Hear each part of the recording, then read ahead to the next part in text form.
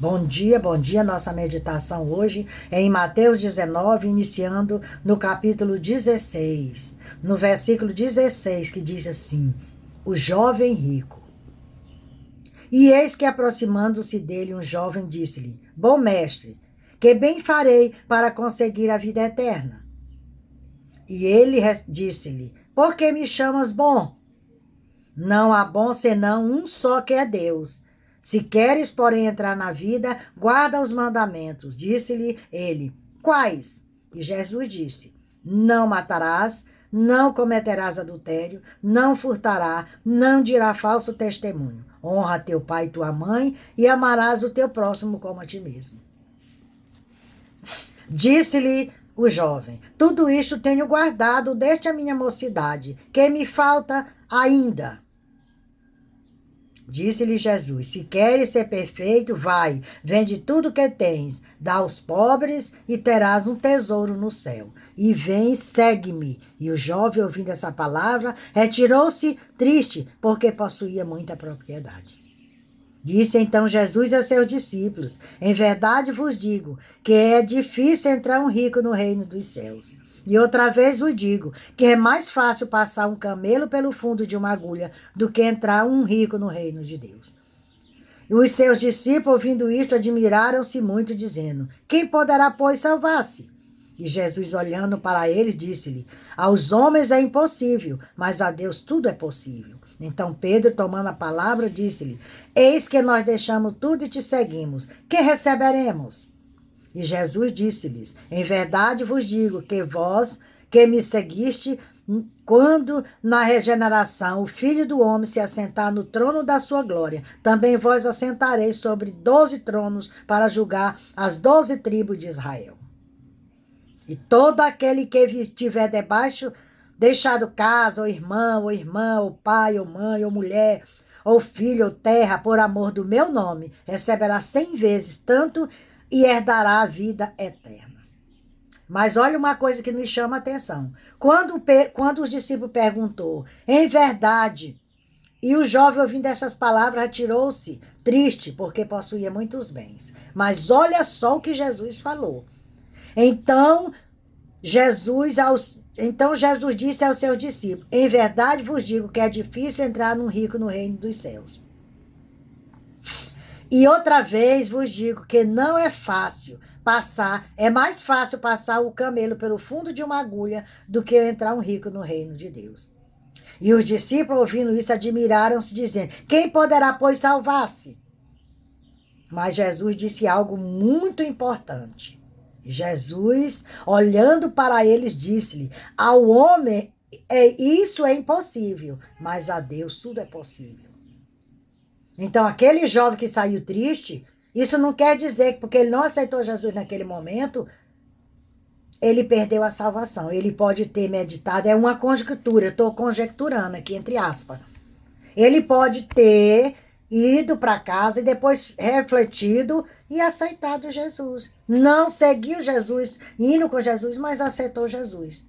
Isso é o que eu que estou falando isso, não está escrito aqui na Bíblia. Mas como Jesus disse que para o homem, mas isso é impossível para o homem, mas para Deus é possível. Então, se é possível, aquele homem pode ter se salvado sim. Então não devemos julgar, dizer, esse aí está perdido. Não, porque para Deus nada é impossível. Ele opera na hora dele, no momento dele, tudo é no tempo dele. Não é por força e nem por violência. Deus, Jesus, ele não entra no coração de alguém se ele não quiser. Ele bate na porta, se você abrir, ele entra e faz morada. É assim que é Jesus. Ele é um Deus maravilhoso, um Deus que nos trata, que nos cuida. Quantos não puderam entrar em 2024? E ele nos permitiu estarmos aqui. Então, que nós venhamos fazer mais nesse ano de 2024 para o Senhor.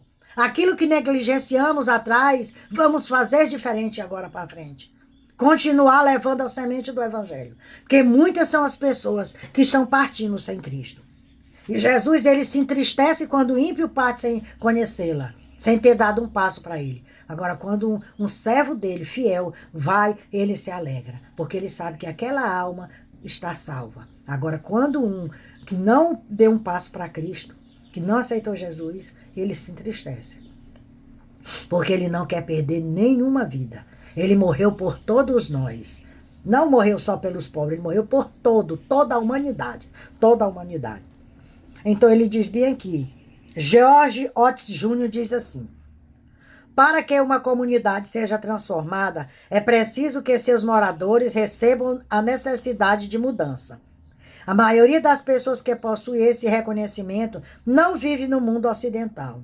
Essa observação nos ensina que as sociedades mais ricas costumam ser autossuficientes e satisfeitas consigo mesmas. Características que as tornam candidatas pouco indicadas para a intervenção divina. Essas sociedades são excelentes ilustrações do ensinamento de Jesus, de que é mais fácil um camelo passar pelo fundo de uma agulha do que um rico entrar no reino de Deus. Que está lá no verso 24. Embora o obstáculo da riqueza ou segurança possa ser vencida, a história mostra que essas ocorrências são raras. Já são raras as pessoas que são ricas que não se salvam. Porque eles se apegam muito, como a própria introdução aqui do George Otis Jr. diz, costuma ser autossuficiente e satisfeita consigo mesma. Característica de que as tornam candidata pouco indicada para a intervenção divina. Porque eles botam todo a sua segurança no dinheiro, naquilo que eles têm, no bem-estar financeiro.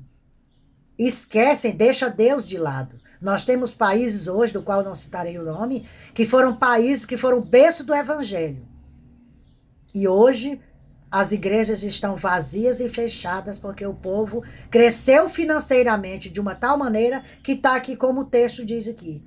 Como o texto do George Otis Jr. diz. Eles são autossuficientes e satisfeitos consigo mesmo. Então, as características tornam o quê? Indicam que eles não terão uma intervenção divina, porque eles não buscam esse Deus que nós buscamos. Eles estão satisfeitos com tudo. Países de primeiro mundo que não, sem contar daqueles que não permitem que o evangelho entre. Aí é completamente diferente. Aquele país que tem a liberdade religiosa, mas ele não busca porque ele está satisfeito. A riqueza que ele tem já é suficiente. Então ele não está preocupado com a vida eterna dele. Ele está preocupado só com o momento que ele está vivendo aqui. Ele não pensa no que será no futuro. Que Deus venha nos abençoar, que venhamos meditar nessa palavra. E que você venha ler a Bíblia, para que você possa crescer espiritualmente e intelectualmente. Porque a Bíblia é um manual de vida, de Apocalipse a Gênesis. Tudo que está escrito aqui, muitas coisas já aconteceram, e outras ainda estão acontecendo, e outras ainda vão acontecer.